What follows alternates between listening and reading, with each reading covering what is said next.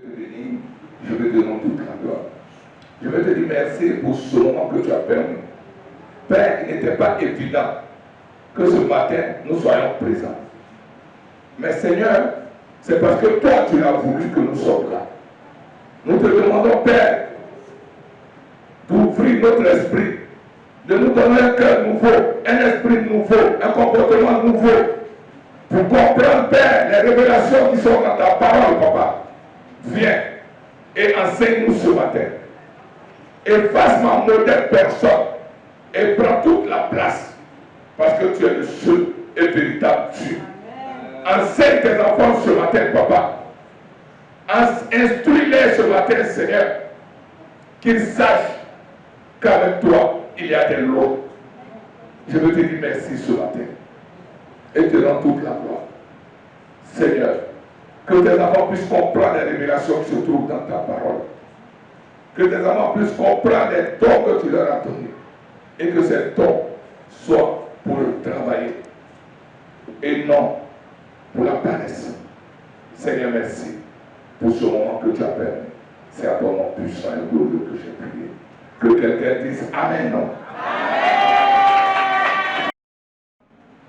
Nous ne méritons même pas d'être là. Parce que ceux qui n'ont pas vu ce jour, ceux-là, nous ne sommes pas mieux qu'eux.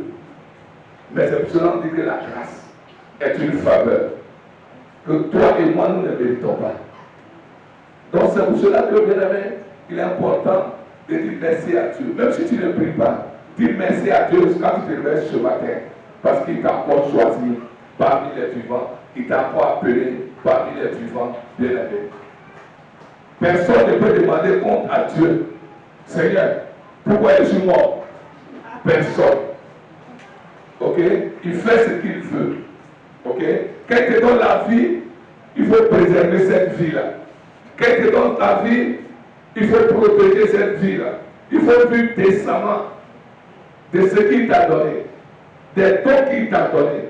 Qu'est-ce que tu fais des dons que le Seigneur t'a donné? Tu fais quoi avec? Manger avec? Vendre avec? Te marier avec? Voyager avec? Bien aimé, rien de tout cela. Quand le Seigneur te donne un don, c'est pour travailler. Quand il te donne un don, c'est pour le servir. Bien aimé, si les dons, nous tous, qui sommes dans cette salle, que tu sois païen ou chrétien, nous avons tous au moins un don. Au moins un don. Il n'y a personne que Dieu a créé qui n'ait pas de don. Peut-être que tu ne sais pas que tu as un don, sinon tu as un don. Bien aimé, c'est ça. Quand j'étais dans le maquis, je ne savais pas que j'avais un don. Peut-être ce que je savais, j'étais un rassembleur. Je rassemblais les gens. Je rassemblais, mais je ne comprenais pas. Pourquoi je rassemblais? C'est moi, à chaque fois, c'est moi qui suis chargé de l'organisation dans les clubs de Maracana, dans nos associations. Tous les jours, chargé de l'organisation, c'est moi qui entretenais. Voilà. C'est ce que Dieu avait mis en moi. Et Dieu me disait comme ça que bon, je t'ai donné ça. Toi, tu es là-bas pour le moment, mais je sais pourquoi tu organises, je sais pourquoi tu entretiens les gens. Parce que demain, je vais te prendre. Voilà. Vous voyez, David n'est pas sorti de nulle part pour venir battre Goliath.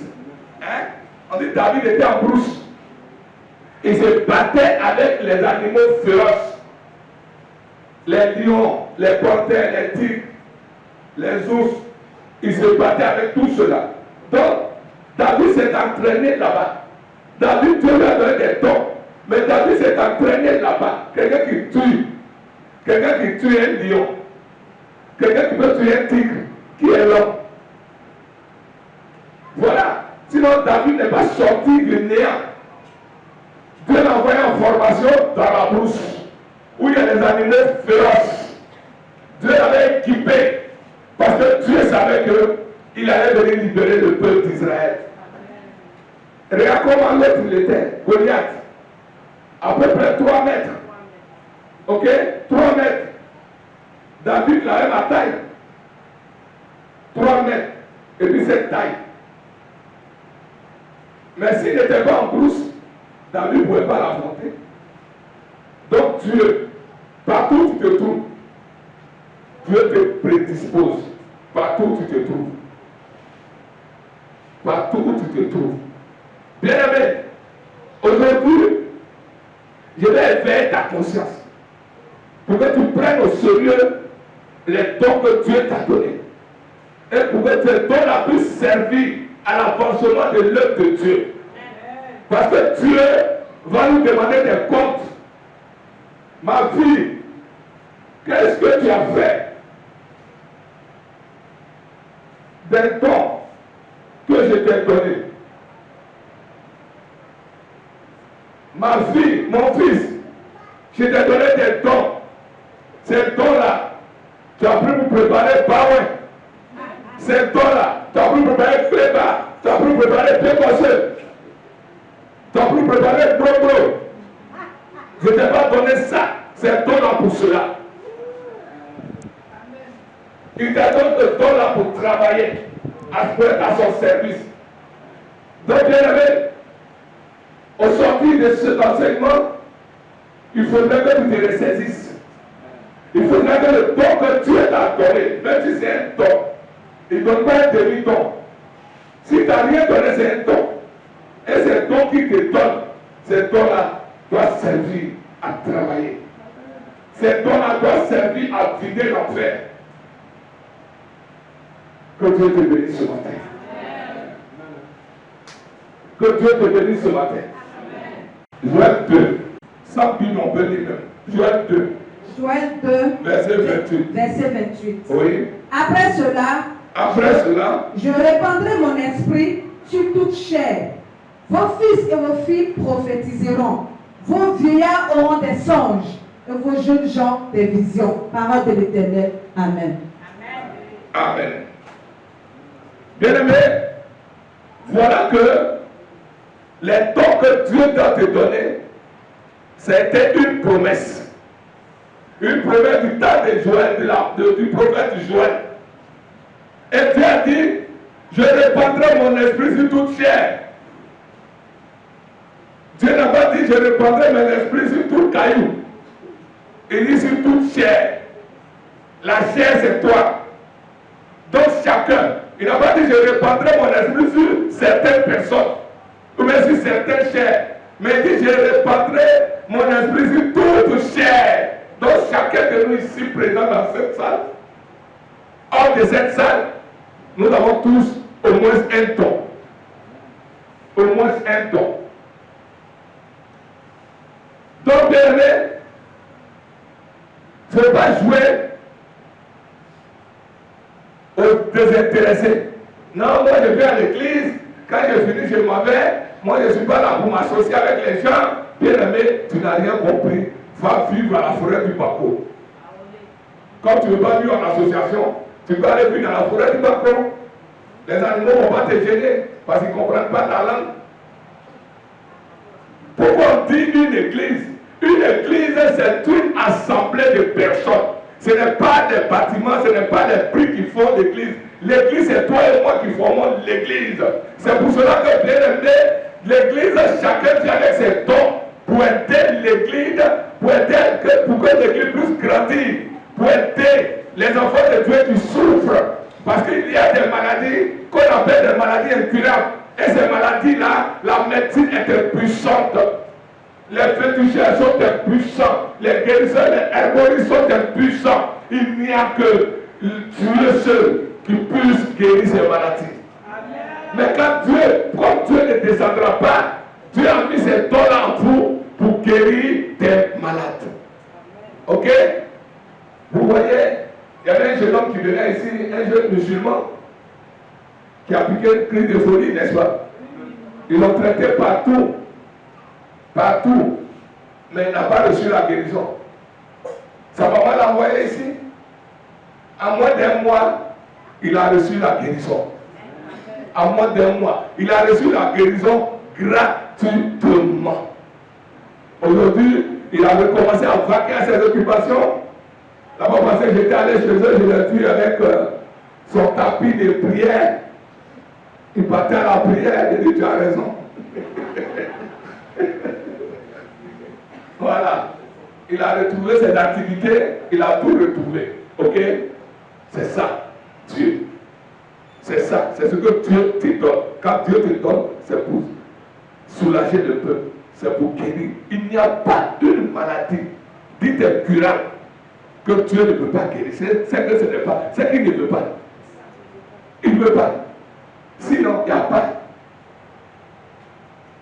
S'il ressuscite mort, s'il est mort ressuscite, qu'est-ce qu'il ne peut pas faire? Après mort là, est-ce que tu as lu Satan ressusciter mort?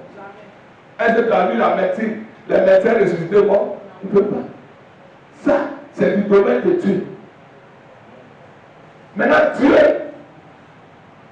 il t'a donné sa bouche, il t'a donné ses mains, il t'a donné ses pieds, il t'a donné ses yeux et ses oreilles. C'est pour cela que la Bible dit, si je vis, ce n'est plus moi qui vis, mais c'est Christ qui vit en moi. Quand Christ vit en moi, je fais des choses extraordinaires. Je suis un être ordinaire. Mais avec Christ, je fais des choses extraordinaires. Voilà comment faire. Donc, bien aimé, aujourd'hui, je vais te parler des dons spirituels. Le thème de mon message, c'est les dons spirituels. Parce que les temps sont mauvais. Il faut maintenant que vous travaillez avec vos dons spirituels pour l'avancement de l'œuvre de Dieu, pour remplir le paradis et vider l'enfer. Tu vas prendre ta Bible dans 1 Corinthiens 12, verset 7 au verset 11. 1 Corinthiens 12, chapitre 7 au verset 11. Il nous dit ceci. Or, à chacun la manifestation de l'Esprit est donnée pour l'utilité commune. En effet, à l'un est donné par l'Esprit une parole de sagesse, à un autre une parole de connaissance, selon le même Esprit. Au verset 9, il nous dit ceci, un autre la foi par le même Esprit et un autre le don des guérisons par le même Esprit. Un autre le don d'opérer des miracles, un autre la prophétie, un autre le discernement des esprits, un autre la diversité des langues, un autre l'interprétation des langues. Un seul et même esprit opère toutes ces choses, les distribuant à chacun en particulier comme il veut. Parole du Seigneur. Amen. Amen. Que le Seigneur bénisse cette lecture. Bien aimé, je vais poser une question. Il y a combien de dons? Combien de dons? Combien, il n'est pas dit de parler. Il dit combien de dons? Si tu veux parler, tu lèves ta main, ton doigt et puis tu parles. Il ne faut pas presser à mal de temps pour dire tête. Il faut te montrer au grand jour. Parce que nous sommes dans une maison de lumière, pas dans une maison de ténèbres. Voilà. C'est parce que tu n'es pas sûr que tu te caches. Détends. Tu veux que ça sorte, dis oui, c'est ça. Lève ton doigt et puis parle. Les anciens là, vous ne pouvez pas vous cacher. Je vous enseigne ça. Si j'enseigne ça aujourd'hui, ça cause des nouvelles personnes. Hein? Il y a combien de dons? Tu as donné combien de dons alors? Hein? Je vous ai dit quoi? Parce que je suis tellement sûr que tu n'es pas là. Hein? Voilà. Dieu, quand on a lu, mais ça veut dire que tu peux même compter dans la lecture. Il faut compter, mais tu ne connais pas. Parce que ça est dedans. C'est 9 dons. Une seule personne peut avoir 9 dons. Mais je ne dis pas que tu as 9 dons. Je dis une seule personne peut avoir tous les 9 dons. Mais si tu as les 9 dons, tu as des problèmes. Voilà. Parce que Dieu va te demander beaucoup que celui qui a un seul don ou bien 2 dons. Non, Seigneur, donne-moi les 9 dons. Seigneur, donne-moi les 9 dons pour manger placali. Vous demandez, seulement Seigneur, remplis-moi. Seigneur, remplis-moi. Seigneur, remplis-moi. Quand le Seigneur te remplit, tu ne fais rien avec. Après, ça te rend malade. et tu fatigues le pasteur. Il y a des gens qui sont malades. Ils ne sont pas malades. Ils sont malades de l'onction. L'onction bénit comme l'onction maudit. Vous ne savez pas? Quand tu es trop rempli et puis tu ne fais rien avec, quand on est rempli, on dégage ça. On dégage ça. Si tu ne dégages pas, ça te rend malade. Mais quand tu es là, tu ne sais même pas quel don tu as. Beaucoup parmi nous, vous êtes ignorants. Chacun ne sait pas. Si moi je ne t'ai pas dit là, tu ne sais pas. Mais bien aimé, toi, tu dois demander à Dieu, Seigneur, quel est le don que tu m'as donné? Et comment je dois opérer dans ces dons? Voilà. Mais on va comme ça dans le noir, on ne sait pas ce qu'on a. Il y a 9 dons ponctuels. 9 dons ponctuels. Ça est dans 1 Corinthiens 12, verset 7 au verset 11. Et ces dons sont manifestés par ceux qui sont baptisés dans le Saint-Esprit. Cependant, ils peuvent être occasionnellement manifestés par un chrétien non baptisé du Saint-Esprit et voire même par un païen. Ok? Tout le monde a les dons. Même le païen, il a les dons. Il peut manifester. Mais pour que les dons éclorent, il faut être baptisé dans le Saint-Esprit. Pour que les dons éclorent. Donc, bien aimé, il y a 9 dons que Dieu a donnés à l'être humain. Et Dieu a donné ces dons pour travailler, pour être à son service. Il t'a donné. Même si tu as un don, c'est suffisant. Mais bien aimé, il y a un seul don, il y a un don qui est permanent. Il y a un don qui est permanent et ce don-là se trouve dans 1 Corinthiens 14, 2, pardon. 1 Corinthiens 14, 1 Corinthiens chapitre 14, le verset 2 nous dit ceci. En effet, celui qui parle en langue ne parle pas aux hommes, mais à Dieu. Car personne ne le comprend. Et c'est ton esprit qui dit des mystères. Parole du Seigneur. Amen. Amen. Voilà. C'est le seul don qui est permanent. C'est permanent. Qu'est-ce qu'on appelle permanent? Pardonnez, je ne connais pas. Hein? Régulier, non. Ça est là tous les jours. Voilà, moi je suis là en permanence. Je surveille cette maison en permanence, c'est ça, non? Donc tous les jours je suis là. À cause de moi, on ne peut pas entrer là-bas. Voilà. Donc ça est là, en permanence. Le parler en langue, c'est le don qui est permanent dans la vie des gens, de ceux-là qui sont baptisés dans le Saint-Esprit. Il s'agit du parler en langue. Il est manifesté uniquement par les chrétiens baptisés dans le Saint-Esprit. On va compléter avec Acte 19, verset 6. Acte 19, verset 6. Acte 19, le verset 6 nous dit ceci. Lorsque Paul leur eut imposé les mains, le Saint-Esprit vint sur eux. Et ils parlaient en langue et prophétisaient. Amen. Amen. Donc le parler en langue, tu peux recevoir par la puissance de Dieu et recevoir aussi par imposition des mains. Il y a beaucoup de personnes pour qui j'ai prié, je leur ai posé les mains et ils ont parlé en langue. Tu peux recevoir sans qu'on te pose les mains et recevoir par imposition des mains. On se comprend? C'est un message qui est très important, bien aimé. Sois attentif à ce message pour que tu aies la connaissance des dons que tu as. Donc, bien aimé, ce qui m'intéresse ce matin, nous allons voir les 9 dons de l'esprit. Nous allons voir les 9 dons de l'esprit avec leur explication. Les 9 dons de l'esprit. Il y a 9 dons. Il y a 9 dons. 9 dons de l'esprit, mais c'est partagé en 3 catégories. En 3 catégories de 3. 3 catégories de 3. C'est ce qui fait 9. Ok? On va parler par catégorie.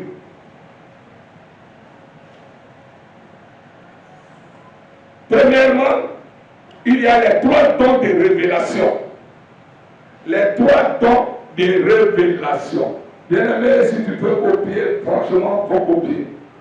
Si tu peux enregistrer, il faut enregistrer. C'est très important pour toi. Ou bien après, tu peux prendre sur quelqu'un. C'est très important pour toi. Ce que tu fais, il faut connaître. Voilà, l'ignorance est une grave maladie. Nous allons voir les 3 dons de révélation. Le premier don, parmi ces 3, c'est la parole de sagesse. La parole de sagesse.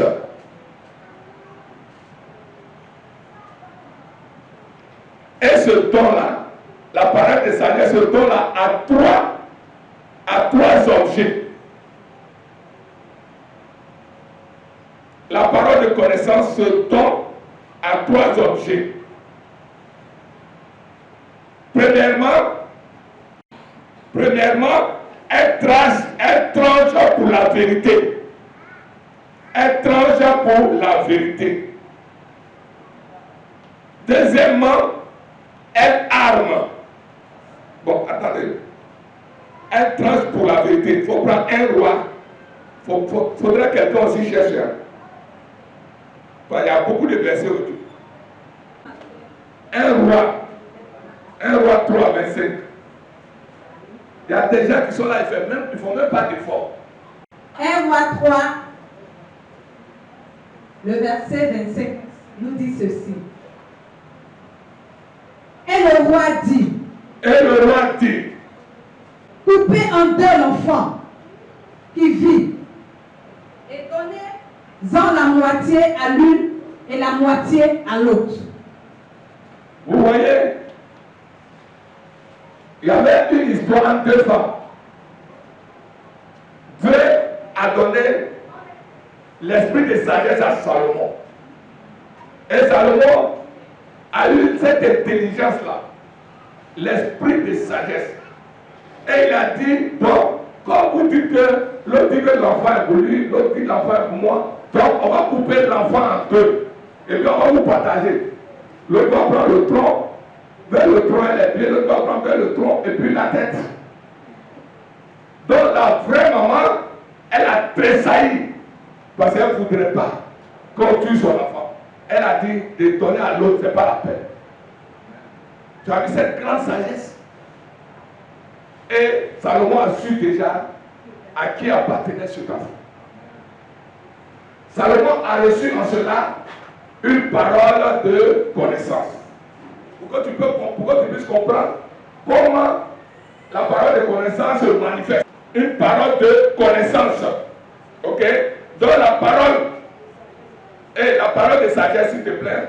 La parole de sagesse, elle tranche pour la vérité. Ça, c'est la première partie. Elle tranche pour la vérité. La parole de sagesse. Deuxièmement, elle arme. Dans Matthieu 10, 19, elle arme. Matthieu 10, 19. Après, vous cherchez Matthieu 19, 16, 26. Mais quand on vous livrera, ne vous inquiétez ni de la manière dont vous parlerez de ce que vous direz. De ce que vous aurez à dire, vous serez donné à l'heure même. Parole du Seigneur. Amen. Voilà. Donc la parole de sagesse que tu as reçue, c'est d'armes. Ça te donne des armes pour résister à la persécution, pour résister à toute chose. Il dit, si tu vas, ne t'inquiète pas. Mais j'étais armé pour affronter cette situation. Donc la parole de sagesse arme. Et troisièmement, la parole de connaissance, la parole de sagesse, elle conseille. Dans Matthieu 19, 16, 26. Matthieu 19, 16 à 26. Matthieu 19, 16 à 26. Matthieu 19, 16 à 26. Uh-huh. Et voici, un homme s'approcha et dit à Jésus, Maître, que dois-je faire de bon pour avoir la vie éternelle? Et il lui répondit, pourquoi m'interroges-tu sur ce qui est bon? Un seul est le bon. Si tu veux entrer dans la vie, observe les commandements. Lesquels, lui dit-il.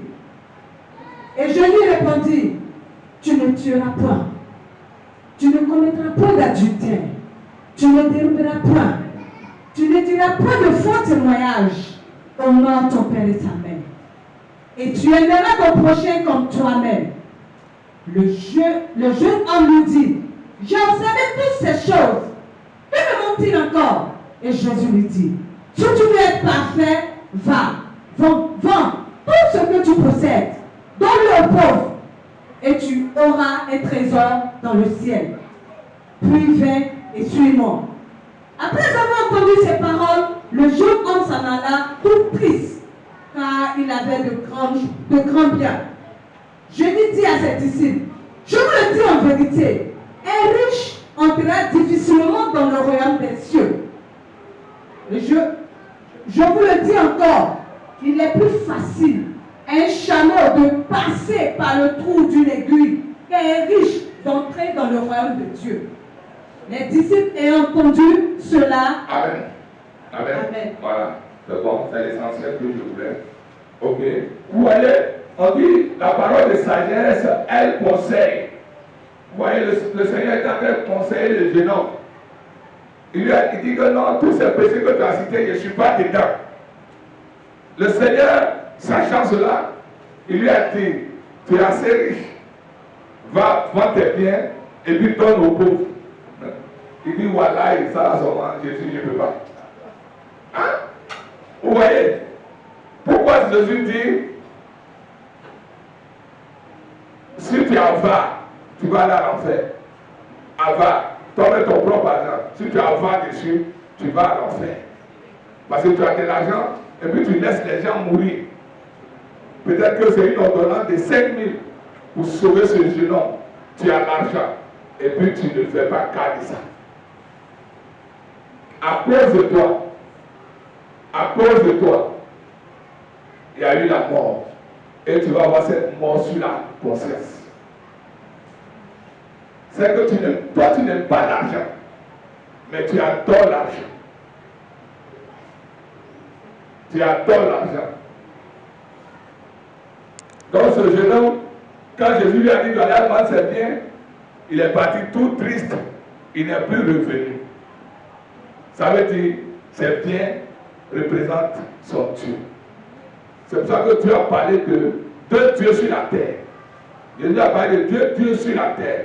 Le Dieu qui a créé le ciel et la terre et le Dieu argent qu'on appelle l'esprit des mammons, le Dieu argent. Aujourd'hui, beaucoup de personnes, ce n'est pas Dieu le créateur du ciel et de la terre qu'ils adorent, mais c'est Dieu mammon qu'ils adorent.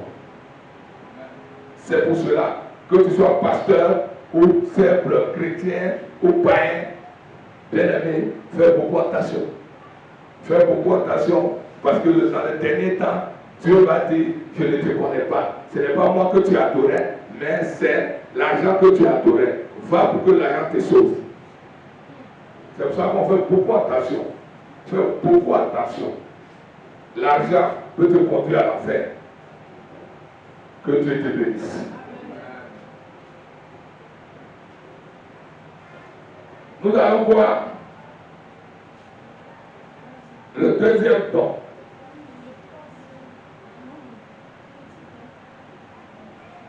Le deuxième don, ça veut dire que le premier c'était A, deuxième B. On a fini avec le premier. Le premier don, on a fini. La parole de sagesse don. Ce don a 3 objets. Elle tranche pour la vérité. 1 Roi 3, verset. Elle arme, Matthieu 10, 19. Elle conseille, Matthieu 19, 16 à 26. C'est pas ça? On a fini avec le don de sagesse. Maintenant, nous allons attaquer la parole de connaissance. la parole de sagesse est finie, on va attaquer la parole de connaissance. Ça fait partie, tous ces deux tons-là font partie des tons de révélation, parce que c'est classé en 3 catégories. Bien aimé, la parole de connaissance, elle est semblable à une révélation. Voici 3 exemples. On va étudier 3 exemples ce matin. Jean 11, verset 13 à 14. Préparez Jean 14 et Jean 4, 18. Préparez Jean 4, 18 et puis Acte 5, 3. Ok? Allons-y. Jean 11, le verset 13 à 14 nous dit ceci. Jésus avait parlé de sa mort, mais il crut qu'il parlait de l'assoupissement du sommeil. Alors Jésus leur dit ouvertement, Lazare est mort. Amen. Amen. Ok. Jésus a reçu cette parole-là, la parole de connaissance. La parole de connaissance, on la reçoit audiblement. Ok? On la reçoit, cette parole de connaissance, on la reçoit audiblement. Ok? Mais aussi, il y a la parole de connaissance que ce n'est pas seulement audiblement qu'on reçoit. Ok? Souvent, tu veux prier pour quelqu'un. Et puis le mal que la personne a, toi-même tu reçois le même mal. Tu reçois le même mal. Si la personne a mal au ventre, toi aussi ton ventre te fait mal. Ou bien quand la personne, une fois, je devais prier pour une personne. Mais cette personne est en Europe. Donc, sa maman m'a envoyé la photo pour que je puisse voir c'était qui. Et quand j'ai commencé à prier pour la personne, j'ai commencé à avoir une forte migraine. Une forte migraine. Et quand j'ai fini de prier, la migraine est passée. Donc j'ai demandé à Rata, ton fils là, où il a mal au juste. Elle dit la tête, il a mal à la tête, il a des fortes migraines chaque fois. Ça aussi c'est une parole de connaissance. Ça veut dire que Dieu m'a dit, voilà où le mal est situé. Est-ce que j'ai entendu audiblement? Mais j'ai reçu le mal. C'est aussi une parole de connaissance. Qui savait ça auparavant? Oui, oui, oui. La moyenne n'est pas atteinte. Vous voyez, c'est pour cela qu'il faut aimer l'enseignement. Quand tu es enseigné, tu es équipé. Mais ici, là, on n'aime pas l'enseignement. On aime le bruit. Voilà. Bien aimé, si tu n'es pas enseigné, tu seras une proie facile pour le diable. Jean 4, 18. Car tu as eu cette mari. Oui. Et celui que tu as maintenant n'est pas ton mari. Amen. En cela, tu as dit vrai. Amen. Comment Jésus, qui ne connaissait pas cette femme, savait que cette femme a 5 maris? Ah, elle a beaucoup, hein? Ok. Jésus a reçu une parole de connaissance. Quand je te parle, quand je dis voilà ce qui se passe, voilà ce qui se passe, c'est parce que j'ai reçu une parole de connaissance. Donc Jésus ne connaissait pas cette femme. Jésus a reçu cette parole de connaissance pour dire à cette femme, tu as 5 maris. Et la femme n'a pas nié. Parce que la parole de connaissance te met à nu. Il vaut mieux accepter. Il vaut mieux accepter. Il ne faut pas blasphémer contre le Saint-Esprit. C'est par le Saint-Esprit qu'il a reçu cette parole. Bien aimé, si on te donne, s'il y a une parole de connaissance qui t'est adressée, si c'est vraiment toi, il ne faut pas nier. C'est rien. La petite honte là, c'est mieux que la grande honte. Parce que si tu fais Dieu menteur, donc tu vas subir des conséquences. C'est pour cela que le péché ne se justifie pas. On ne justifie pas le péché. Si tu as péché, il faut reconnaître que tu as péché. La Bible dit celui qui dit n'a jamais péché, c'est séduit lui-même et la vérité n'est point en lui. Donc il n'y a pas quelqu'un qui pêche. Pas seulement quelqu'un qui pêche. Donc il ne faut pas dire, on dit tu as fait ça. Et puis tu dis non. Ce n'est pas moi. Tu sais pertinemment que c'est toi qui as volé l'argent. Il y a Acte 5, verset 3. Acte 5, verset 3. Si vous voulez, après, vous allez lire. Acte 5, verset 3 parle de Ananias et Saphira. Pierre lui dit, Ananias, pourquoi Satan t'a-t-il rempli ton cœur, au point que tu montes au Saint-Esprit et que tu as retenu une partie du prix du champ? Amen. Vous voyez, le Saint-Esprit a révélé à Pierre que l'argent qu'ils ont apporté, ce n'est pas comme ça qu'ils ont vendu le champ. Ce n'est pas à ça qu'ils ont vendu le champ. Et puis, au lieu de reconnaître c'est ton champ, tu dis, ah vraiment, c'est comme ça qu'il est vendu, mais il faut qu'il regarde un peu, il ne veut pas tout vous donner. Ça c'est ton champ, tu n'as pas péché pour ça. Mais tu as menti. Tu as menti, le Saint-Esprit a révélé, et toi tu dis que non, c'est faux, c'est à ça que tu as vendu. Et c'est pour cela que lui et sa femme sont morts. C'est ce que j'étais en train de donner comme conseil. Si tu l'as fait, reconnais que tu l'as fait. Même si tu ne meurs pas physiquement, mais spirituellement, c'est fini pour toi.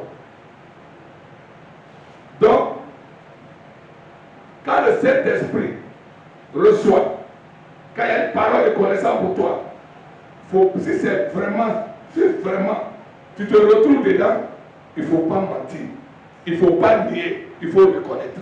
Celui-même qui t'interroge, lui-même il est pécheur aussi. Je vous en supplie, ne discutez pas si tu sais que tu l'as fait. Si tu sais que tu n'as pas fait, que la personne a dit cela, c'est que ce n'est pas une parole de connaissance qu'il a reçue, c'est une parole de python qu'il a reçue. Voilà. Parce que le Saint-Esprit là, il ne ment pas. Voilà. Tu me dis hier, oui, frère, le Seigneur me dit que hier tu as giflé ta femme. Or que je n'ai pas giflé ma femme. Est-ce que tu as giflé hier? Tu as vu, non? C'est pas cet esprit ne peut pas dire ça. Donc faisons beaucoup attention. Ceux qui donnent les révélations à chaque seconde. Il faut être sûr de ce que tu dis. Il faut être sûr si c'est l'esprit de Dieu qui te parle. Parce que nous, on voit sorcier partout. Ah. Quand tu vois quelqu'un dans ton songe, il est en nu, tu dis il est sorcier. C'est la nudité. Hein. Quand il est nu, tu dis il est sorcier. Après, la personne a des problèmes. Quand la personne est nue, la personne est exposée. Ça dépend de la position de la nudité. C'est la position. Donc, c'est des choses. Quand tu dis que quelqu'un est sorcier là, tu viens de détruire sa vie. Donc, fais attention. Quand tu ne sais pas, ne le dis pas. Demande conseil à ton guide. Ah, voilà ce que j'ai reçu. Comment, je ne comprends pas. Et puis moi, il dit, attends, on va analyser, on va voir comment. Tu vois quelqu'un qui est nu, tout nu, qui est assis comme ça. Et puis là, comme ça. Qui t'a dit que son chien va s'asseoir comme ça? Ça veut dire qu'il a besoin d'aide. Il a besoin de protection, il a besoin d'aide. Il n'a pas de couverture. Quand tu te vois nu, c'est que tu es sans couverture. Tu es sans couverture. Tu as dit que tu es exposé. Tu es fragile. Amen. Voilà. Donc le mensonge d'Ananias et Saphira fut dévoilé par la parole de connaissance. Ok? Donc on sait ce que est la parole de connaissance maintenant. Ok? Ce que tu entends. Tu peux entendre audiblement ou bien par des douleurs aussi. La personne mal au ventre, quand tu pries là, tu sens le mal de la personne. Ça veut dire que tu reçois. C'est une parole de connaissance. Maintenant, au C, il y a le discernement des esprits. Ça, C'est un don que les chrétiens ne recherchent pas.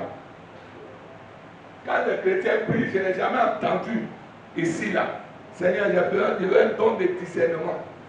Il n'est pas. Peut-être que s'il y a quelques-uns, mais la majorité, il n'y a pas. Or, c'est l'un des plus grands dons. Le discernement des esprits. Le discernement des esprits. Ce n'est pas une faculté ordinaire, mais spirituelle. Matthieu 17, 21. Il faut prendre Hébreux 5, 13 à 14. Matthieu 17, 21. Hébreux 5, 13, 14. Matthieu 17, 21. Matthieu 17, 21. Mais cette sorte de démons ne sortent que par la prière et par le jeûne. Parole du Seigneur. Amen. Amen. La parole, le discernement des esprits. Ok? D'accord. Donc vous voyez, les gens sont allés, ils sont allés prier pour quelqu'un qui était possédé. Les disciples de Jésus sont allés prier et ils n'ont pas pu délivrer la personne. Ok? Là, ils n'ont pas eu le discernement. Ok? Discernement. Donc elles sont venues, elles ont expliqué à Jésus. Jésus leur dit, ces gens de démons, ces gens d'esprit là, c'est pas quoi? C'est pas la prière et le jeûne. Jeûne. Donc il y a des esprits, s'il n'y a pas jeûne là, ils ne vont pas. Donc il faut avoir le discernement des esprits. Quel genre d'esprit? Vous voyez par exemple l'esprit de la sirène. C'est un esprit qui va vite, mais qui revient très vite aussi. Mais il y a des esprits là, comme vient de dire le Seigneur, tant qu'il n'y a pas jeûne dedans, ils ne vont pas. Ces gens d'esprit là, c'est par le jeûne et par la prière. Mais il faut demander, quand tu pries à partir d'aujourd'hui, il faut demander le discernement des esprits. Quand tu fais le combat, il faut demander le discernement des esprits. C'est comme tu es en train de faire un combat. Ou bien quelqu'un vient et puis il prie, démon sort, il s'agit de quel démon? Il y a beaucoup de démons. La personne a beaucoup de démons. Démon sort. Bon, moi, des démons, tous on a des démons. Bon, moi, ça ne me concerne pas parce que moi, il y a mon nom. Donc, si tu dis démon sort, démon ne va pas sortir. Si tu dis démon, si tu dis esprit, hein, démon des eaux, voilà, moi, je suis concerné. Là, je peux sortir. Démon de forêt, là, je suis concerné. Mais tant que tu ne dis pas, tant que tu dis démon, démon sort, et tous se regardent, c'est de qui on parle. Nous tous on est démons. Ça c'est notre nom de famille, mais on a notre prénom. Voilà comment ça se passe. C'est pour ça que la délivrance ne se fait pas comme ça. On ne vient pas tomber, démon sort, quel démon? Et tous ne vont pas sortir. Donc il faut avoir le discernement. Discernement des esprits. Ok? On va voir maintenant les 3 dons de puissance. Les 3 dons de puissance. Bon, ok. Hébreux 5, on va lire ça. Il y a plus que vous lisez ça. Hébreux 5, 13 à 14. Hébreux 5, 13, 14 dit.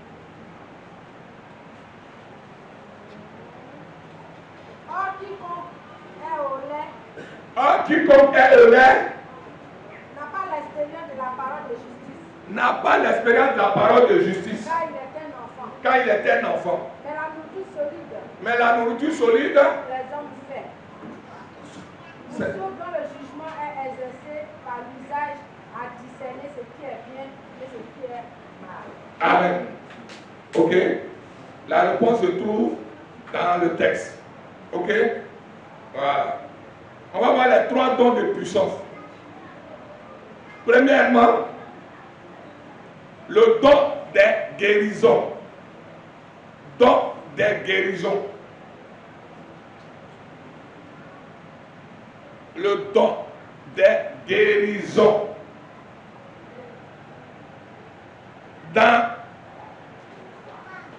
Il y a 3 domaines. 3 domaines dans le don des guérisons. Il y a le physique. Il y a le physique, entre parenthèses, qui est le corps. Le physique qui est le corps. Ok? Il y a l'émotion qui est l'âme. Et il y a le spirituel qui est l'esprit.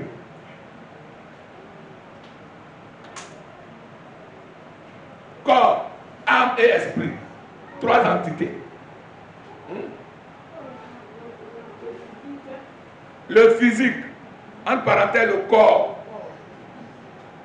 Ce qui fait que quand on parle de physique, on parle de corps. Quand on parle d'émotion, on parle de l'âme. C'est l'âme qui fait qu'on est émotif. Émotion, entre parenthèses, c'est l'âme. Le spirituel, entre parenthèses, c'est l'esprit. Donc il y a 3 entités. Il y a le corps, comme on peut dire le corps physique. Il y a l'émotion qui est l'âme. Et il y a le spirituel qui est l'esprit. Donc, quand on prie là, on prie pour le corps. On prie pour le corps, pour l'âme et pour l'esprit. Ton âme, ton corps est malade, ton âme est malade, ton esprit est malade. Donc, c'est ces 3 domaines-là que l'esprit des guérisons, ça traite ces 3 domaines-là. Il y a des gens qui ne sont pas physiquement malades. N'est-ce pas? Physiquement, ils ne sont pas malades. Mais leur âme est malade. L'esprit est malade. Bien-aimé, si tu ne comprends pas, tu lèves de toi. Ok? C'est important pour toi. C'est important pour toi. Parce que quand tu vas aller prier pour un malade, il faut savoir qu'est-ce que le malade a. Si ce n'est pas un problème physique, c'est un problème spirituel. Ok? Il y a un problème de l'âme et puis il y a un problème de l'esprit. Donc il faut savoir toutes ces choses-là. Amen? On a compris? Si tu as compris, fais comme ça. Voilà. Ok. Il a dit, il y a combien d'entités? Oui, les 3, je veux entendre. Voilà. Le corps, l'âme et l'esprit. Ok. Merci, parce que je sais qu'on a compris. Voilà. Souvent, tous ces 3-là sont malades. Tous ces 3-là sont atteints.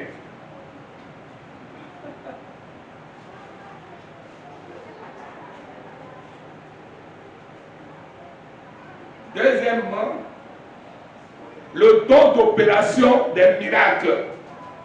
Le don d'opération des miracles.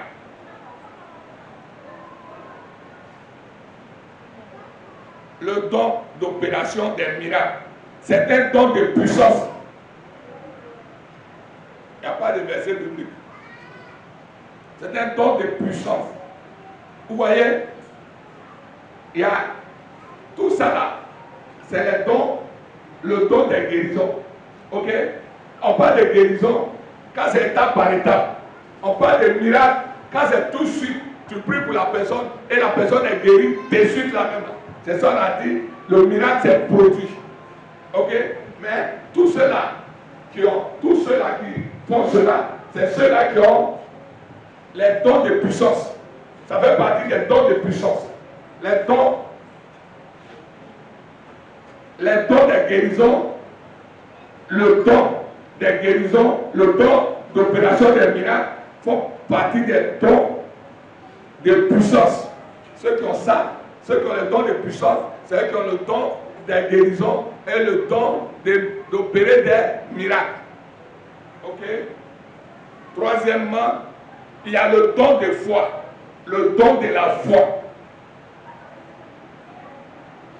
Le don de la foi, ce n'est pas la foi ordinaire et permanente, mais une foi ponctuelle et très spéciale. Vous voyez, souvent on attend. Moi j'ai la foi. Tu n'as pas la foi, hein? Moi, j'ai la foi. Ça, on récite ça. Mais avoir la foi, là, c'est autre chose. C'est spécial. Bien aimé, la crise ivoirienne m'a enseigné sur la foi. Quand il y avait la crise,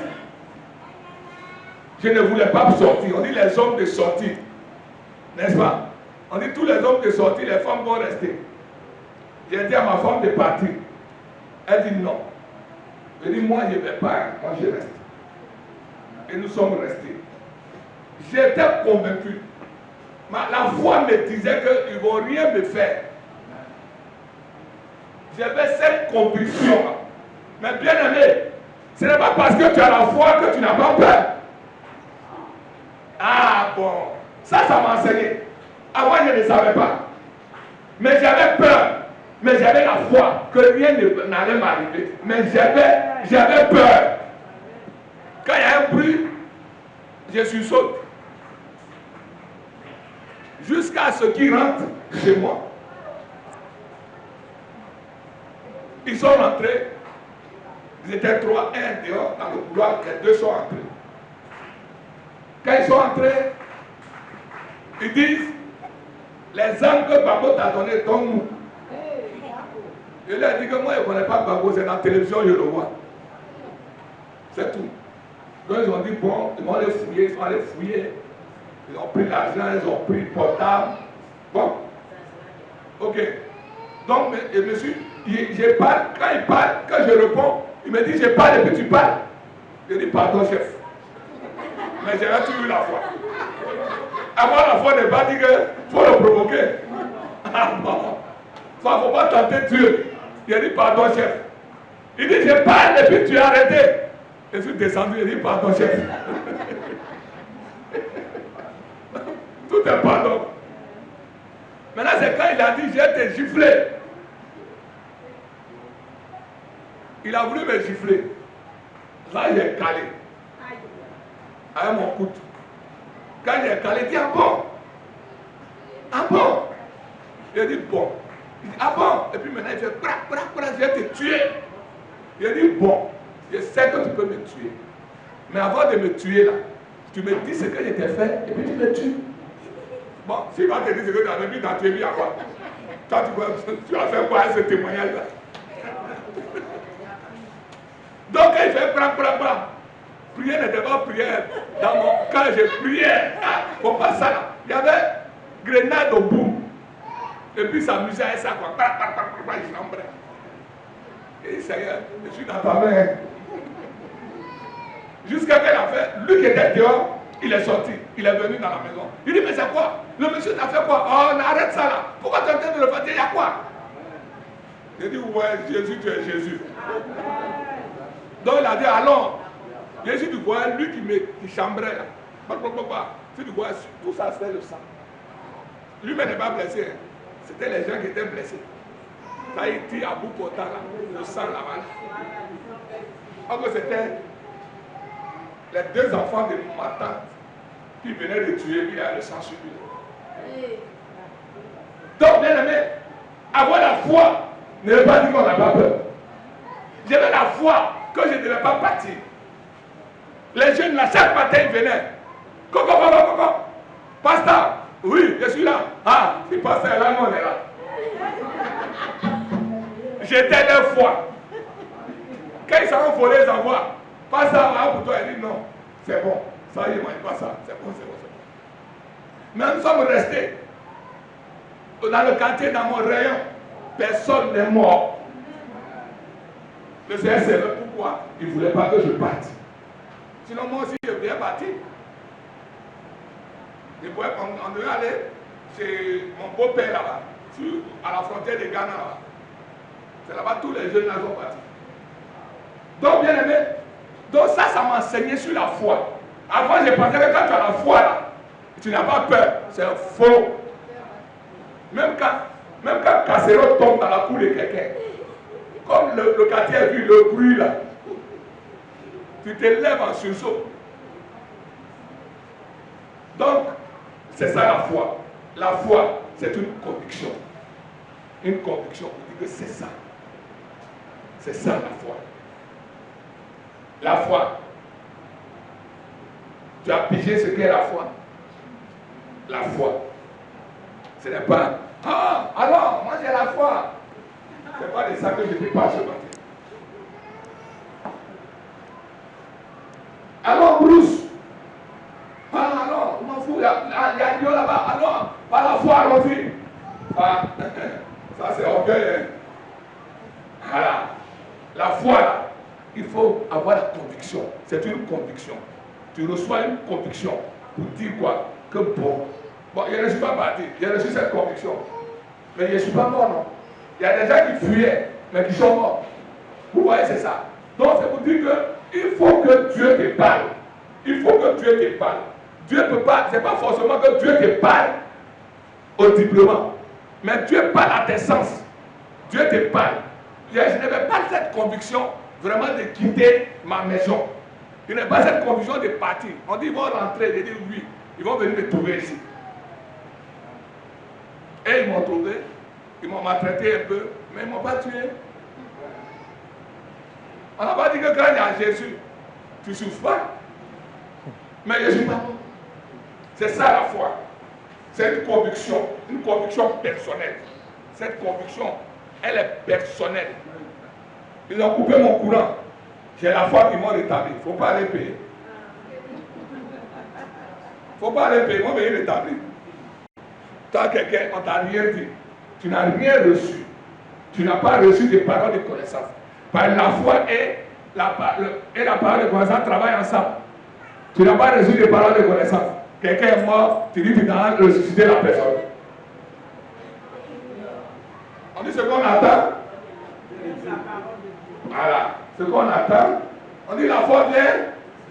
C'est ce qu'on attend. N'est-ce pas? Quand tu as entendu quoi? Et puis tu dis que tu t'en fais un miracle. Si tu t'en vas là, c'est toi-même. C'est l'orgueil. Donc personne ne va se réveiller. Il y a la foi. Ça, c'est pas foi, c'est orgueil. Ça veut dire que c'est une gloire personnelle. Mais ce n'est pas toi qui ressuscites, c'est Dieu qui ressuscite. Dieu t'utilise pour ressusciter, sinon toi-même tu ne ressuscites pas. Donc il faut attendre. Il faut que Dieu te dise, va réveiller mon serviteur, va ressusciter mon serviteur. Là, c'est Dieu qui t'a dit. Là, tu as le courage. Il y a la foi même là. Voilà. Ne fais pas beaucoup d'erreurs. Tu vois quelqu'un qui est paralysé, tu dis non, moi j'ai prié pour toi, tu vas te lever. Non, il faut attendre. Il faut attendre la parole. Il faut que la parole, il faut attendre audiblement une parole. Ou bien que Dieu te donne cette conviction. Même si tu ne parles pas audiblement, il te donne cette conviction. Et ta foi, il t'éduque ta foi. Il t'éduque ta foi. Voilà, il t'éduque ta foi. Et tu sens que tu peux le faire. Tu sens que parce que Dieu veut que tu le fasses. Tu le sens. Voilà. Non, ça ne soit pas ta vie de maïs sauce graine. On dit à quelqu'un qui est mort, tu dis j'ai mangé de ressusciter. Ça, c'est l'orgueil. Il ne faut jamais faire ça. Ok? Ce n'est pas la foi, c'est l'orgueil. Nous allons voir les 3 dons de parole. Il y a le don de prophétie. Le don de prophétie fait quoi? Il fait quoi le don de prophétie? Ok, tu vas écrire. Il édifie, il exhorte, il console. Il édifie, il exhorte, il console. Si ce n'est pas ces 3 choses-là, ta prophétie là, elle est fausse. Prophétie, vous venez accuser quelqu'un. La prophétie sert à édifier. Elle sert à exhorter. Et elle sert à consoler. Dieu ne dit pas que Dieu là, il ne veut pas honner quelqu'un. Dieu ne jette pas l'opprobre ni la honte sur ses enfants. Ok. La prophétie. Ça c'est là. Quand je reçois, ça c'est la parole de connaissance. Quand je reçois, il y a quelqu'un ici. Il y a quelqu'un ici. Tu as pris l'argent de ton mari. Tu es une femme. Tu as pris l'argent de ton mari. Va déposer. Sinon, tu vas avoir une malédiction. Est-ce que j'ai cité quelqu'un? Mais toi qui as volé, tu te connais, non? Tu vas aller déposer en douce parce que tu n'as pas encore bouffé. Tu vas aller déposer. Mais si tu as bouffé, tu vas remplacer pour aller déposer. Voilà. Comment la parole de connaissance fait? Ok? Et puis, mais toi, on te donne parole de connaissance. Et puis, moi j'ai dit, Madame P, hier, ce que tu as fait là. Bon, moi, je veux vous diviser. Je veux que M. P te laisse. Donc, quand j'ai dit ce que tu as fait, M. P, il va dresser ses oreilles bien pour entendre la suite. Hein? Voilà le pasteur qui veut donner, qui veut faire divorcer des gens. Oui, je t'ai vu un monsieur hier là. Le Seigneur me dit que tu étais un monsieur hier. Tu faisais quoi à lui? Tu faisais quoi à lui? Le Seigneur t'a dit non, donc faut dire ce que tu faisais à lui. Donc faut lui dire ce que tu faisais. Voilà. Vous voyez, c'est faux. Dieu ne parle pas comme ça, bien aimé. Dieu n'est pas, Dieu là, il est sage. Cet esprit est sage. Parce que je ne veux pas que demain, que tu quittes l'église ou même tu quittes la foi. Tu abandonnes ta foi. Si je t'ennuie, tu as dit que tous les pasteurs sont comme ça. Tu allais t'asseoir dans ton coin. Et moi, je t'amène à la fête. Vrai ou faux? Voilà. Donc, il y a la prophétie. Quand la prophétie ne nomme pas. Bien aimé, il faut te mettre ça dans ta tête. Parce que si tu donnes prophétie, si vous nommez quelqu'un, il y a un giflet bouche là. Prophétie là, ça ne nomme pas. Ça ne nomme pas. Tu es un frère. Tu es ici. Tac. Un frère. Il y a beaucoup de frères. Une soeur, c'est tout. Tu es une soeur ici. Tu sors avec le mari de ta soeur. Si tu ne sors pas dedans, tu vas mourir. Moi, je n'ai pas dit ton nom de quelqu'un. Mais toi, tu sais c'est qui. Mais toi, tu ne dis pas. La personne va se connaître. La personne se connaîtra. La personne sait. C'est toi qui fais. Donc, tu sais. Est-ce que j'ai besoin? Je cherche quoi? En venant te dire, en venant te nommer, je cherche quoi? Pour dire que Dieu me parle? Ça, c'est l'orgueil. Faisons beaucoup attention.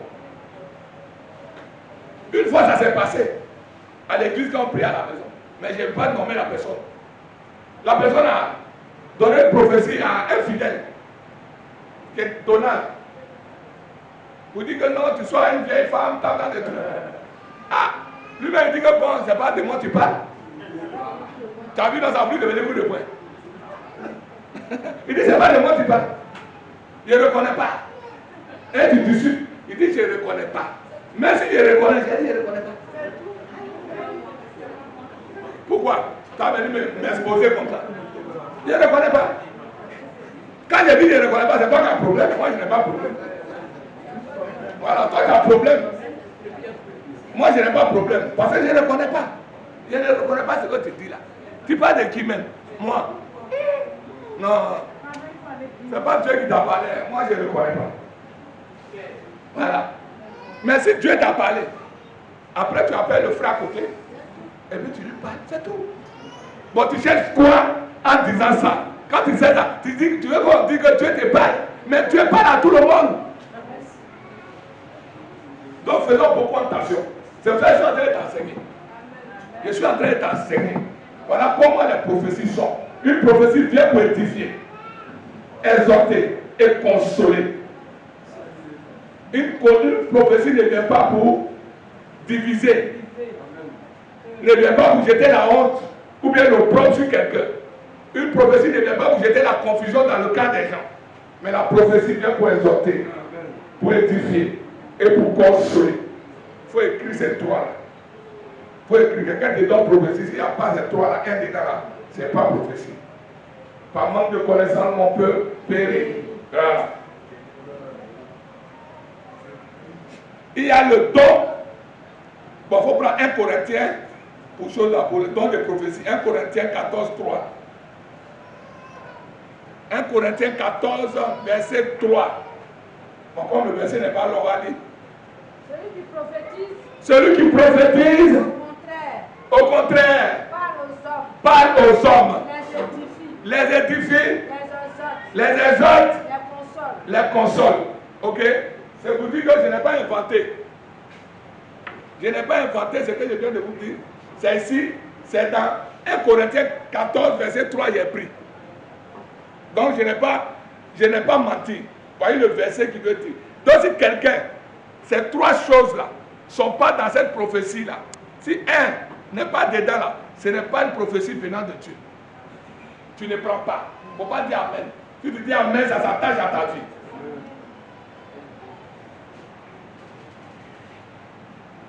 Pourquoi Dieu donne la parole de connaissance? Pourquoi il donne la parole de connaissance? Quand il donne la parole de connaissance, c'est toi seul qui entends. Donc c'est pourquoi tu appelles la personne en secret. Il ne peut pas donner une parole de connaissance et puis tu vas parler publiquement. Sinon il avait fait ça en prophétie.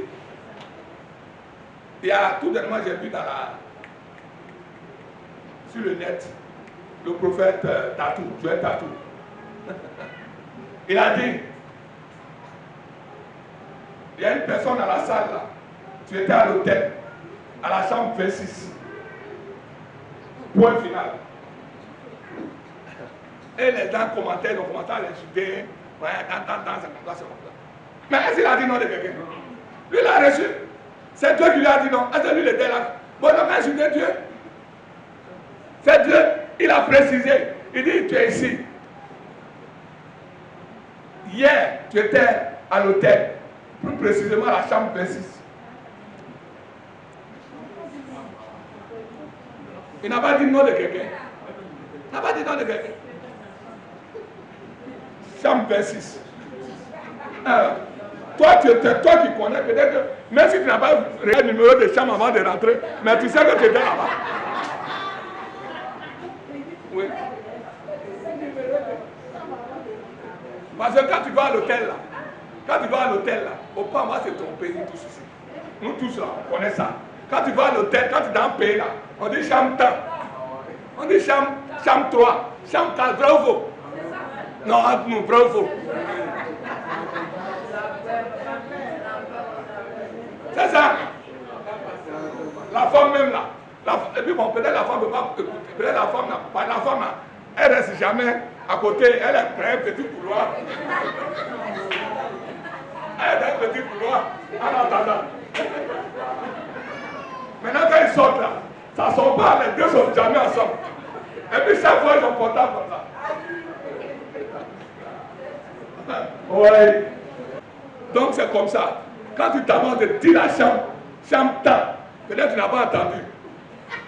Mais quand tu sais que tu es dans la chambre, donc tu as été dévoilé. Et après il a dit, bon, une bosse, c'est une femme. C'est pas garçon, c'est femme. Il a dit une personne. Mais après là, c'est femme. C'est une femme, c'est une soeur. Il dit, je ne veux pas que la vie de cette soeur-là se gâte. C'est pour cela qu'il parle. Il y a le don des diversités de langues. Don des diversités de langues. Don des diversités de langues. Ce n'est pas le parler en langue ordinaire. Ok? Il y a deux types. Diversité des langues des anges. Diversité des langues humaines. Des langues.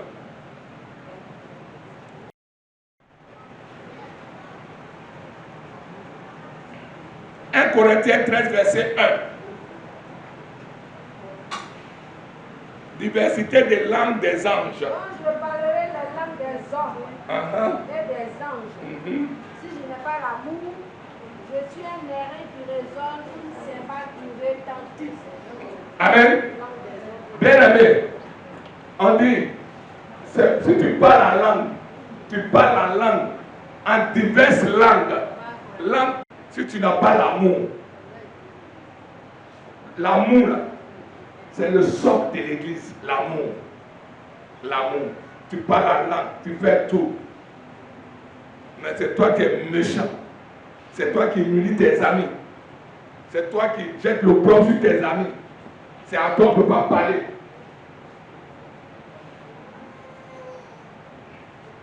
Jésus ne te reconnaît pas. Parce que Jésus est l'incarnation de l'amour. Donc il dit, si vous vivez, ce n'est plus vous qui vivez. C'est lui qui vit en toi. Celui qui est en Christ est une nouvelle créature. Si tu étais méchant, tu ne dois plus être méchant.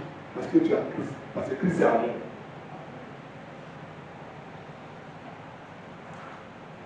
Diversité des langues humaines. 1 Corinthiens 14, 22 et puis 27.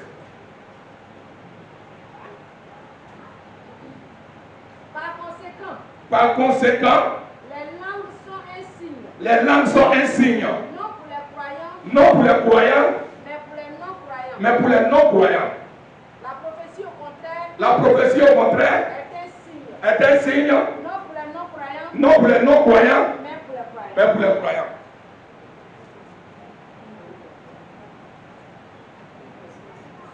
Verset, tu as lu 27 là. Hein? 22 puis 27. Tu sautes un Lucas 27. En est-il qui parle en langue que deux ou trois au plus parlent, chacun à son tour, et que quelqu'un interprète. On va pas ensemble, on va marcher. Bien aimé, on ne parle pas en langue, on ne parle pas. S'il y a quelqu'un qui veut prophétiser, qui commence à parler en langue, tout le monde ne va pas parler ensemble. Une seule personne, un à un. Quand tout le monde passe un désordre, ça c'est pas pour Dieu. Ok? Et il y a deux sortes de parler en langue. Deux sortes. Il y a le parler en langue des anges. C'est ça qu'il dit Baba. Et puis il y a le parler en langue des hommes, des humains. Ça veut dire quoi? Moi je suis athée. Moi je veux parler en langue en baoulé. Mon parler en langue c'est baoulé, mais c'est chinois. Parce qu'il y a un baoulé qui est là. Si je parle, une fois dans une église, il y a un monsieur qui parlait, qui passait devant l'église. Et la parole, c'était pour lui. Et l'homme de Dieu a commencé à parler en Tangana. Tangana, le monsieur s'est arrêté. Il n'a plus battu le bâtiment, il s'est arrêté. Et puis il a écouté. C'est de sa vie qu'il s'agissait. Donc il est rentré dans l'église pour demander à l'homme de Dieu s'il est Tangana. L'homme de Dieu dit qu'il n'est pas Tangana, il est vêté. Il dit, mais tout à l'heure tu parlais en Tangana. Mais là, c'est que ma situation que je vis là, c'est ça, c'est de ça que tu as parlé. Il dit, oui, Dieu voulait te parler de ta situation que tu vis. Dieu veut que tu donnes ta vie au Seigneur. C'est pour cela que quand tu passais, il m'avait parlé dans cette langue. C'est pas seulement, le parler en langue n'est pas seulement le parler des anges, mais c'est le parler des humains. Tu peux parler baoulé, tu peux parler chaud. Le prophète, quand c'est chaud là, le prophète de Sassandra là, quand c'est chaud, il parle en chinois. La première fois où il a commencé à regarder, c'était l'enfant. C'est chinois.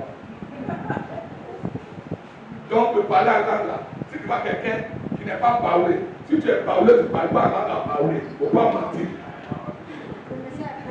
Voilà. Si tu es pété, tu peux parler en baoulé, tu peux parler en maléqué. Ça, c'est le parler en langue des humains. Parce que le message doit s'adresser à quelqu'un. Peut-être que cette personne ne comprend pas le français. Et puis tu veux parler, Dieu veut s'adresser à cette personne. Qui savait qu'il y avait le parler en langue des humains. Comme une personne. Les pieds dans les temps, comme ça. Voilà. Vous voyez, il n'y a pas beaucoup de personnes. Voilà. Donc il y a deux sortes de parler en langue. Le parler en langue des anges et puis le parler en langue des humains. Moi, je peux parler en langue en pété. Et ça s'adresse à un pété ou bien à une pété. C'est comme ça. C'est pour ça que le parler en langue des anges, là. Après ça, il faut interpréter. Il faut interpréter. Quand tu n'interprètes pas, là, c'est zéro. Ça, c'est comme on dit, c'est des... Si vous êtes, où il y a des païens, on dit que Dieu c'est un fou. Donc quand tu parles en langue, il faut demander l'interprétation. C'est important pour demander l'interprétation pour qu'on ne te prenne pas pour un fou. Ça n'édifie personne de parler en langue. C'est la prophétie qui édifie les gens. La prophétie parce que tu entends ce qu'on te dit.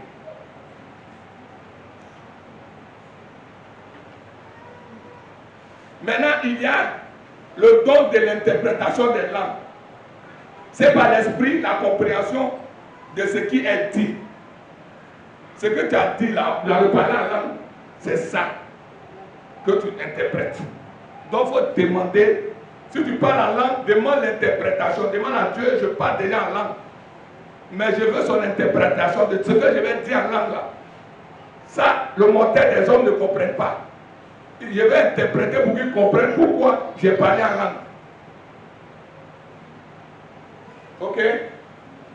Il y a le don de prophétie, le don de diversité des langues, le don d'interprétation et le don d'interprétation des langues. Ok? Si tu parles en langue, il faut demander le don de l'interprétation pour édifier le peuple avec.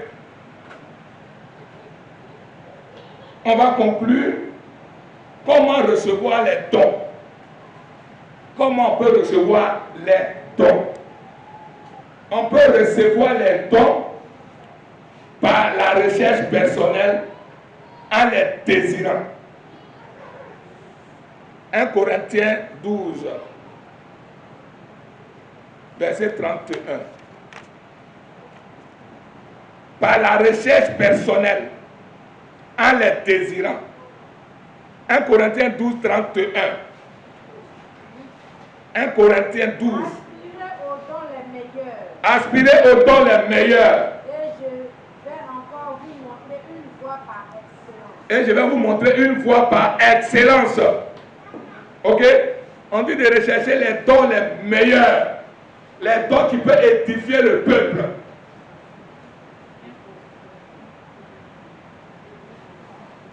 Pour les 14, 12. 1 Corinthiens 12, 31. 1 Corinthiens 14, 12. De même vous. Puisque vous aspirez au don spirituel. Que ce soit pour l'édification de l'Église. Que vous cherchiez à en posséder abondamment. C'est pour édifier l'Église, pour édifier le peuple de Dieu. Voilà. Comment recevoir les dons? Par la communication avec Dieu et par l'imposition des mains.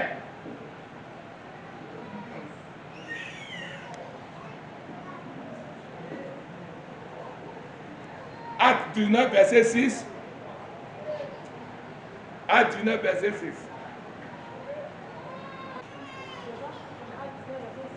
Lorsque Paul eut imposé les mains, le Saint-Esprit vint sur eux, et ils parlaient en langue et prophétisaient. Amen. Bien aimé, il y a deux sortes. Tu cherches. Tu cherches. Dieu peut te faire recevoir. Ou bien par l'imposition des mains. Par l'imposition des mains. Par la recherche personnelle, en les désirant.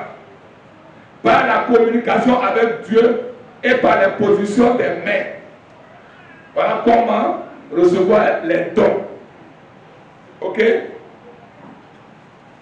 Par la recherche personnelle et en les désirant. Par la communication avec Dieu et par l'imposition des mains. Amen. Amen. Amen. Voilà. L'enseignement prend fin ici. Celui qui a compris qu'il fasse ça. Voilà. Bien aimé, ce matin tu as été éclairé. Tu sais que Dieu a donné et il a départagé ces dons-là. Il les a départagés. Il y a les 3 dons de révélation. Il a 3 dons de puissance. Et les 3 dons de la parole. Ok? Et dans ces dons-là, dans les dons de révélation, il y a la parole de sagesse. Il y a la parole de sagesse. Il y a la parole de connaissance. Et il y a le discernement des esprits.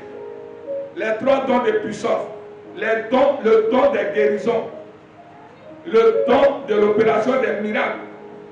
Il y a le don de foi, les 3 dons de la parole, le don de prophétie, le don de diversité des langues, le don d'interprétation des langues. On est d'accord? Voilà. Donc à partir d'aujourd'hui, tu ne seras plus ignorant. Ok? Tu ne seras plus ignorant. Voilà comment la prophétie s'opère, comment les paroles de connaissance, tout cela, tu dois le savoir bien, mais c'est important. Que Dieu te bénisse ce matin. Que Dieu vous bénisse ce matin. Et que la parole soit attachée à la table de votre cœur.